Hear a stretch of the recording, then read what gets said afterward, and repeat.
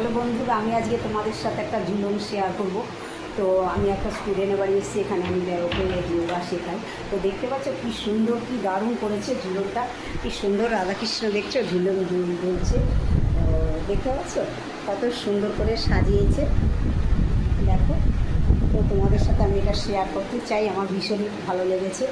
তো এটা আমি তোমাদের সাথে শেয়ার করব। তো আজকাল ঝুলন বন্ধই হয়ে গেছে না, আমিও করতাম ছোটোবেলায়। আমি ছোটোবেলায় ঝুলন করতাম, কিন্তু এখন একদম সব কিছু বন্ধ। কিন্তু এই আইটা দেখে আমার ছোটোবেলার কথা ভীষণই মনে পড়ে যাচ্ছে, তোমাদেরও মনে পড়ে যাবে। এখন তো এসবই বাদ, শুধু ফোনের যুগ। বাচ্চা হওয়ার পরই একটু জ্ঞান শেখার হওয়ার পরই হাতে বাচ্চাদের হাতে ফোন চলে আসে।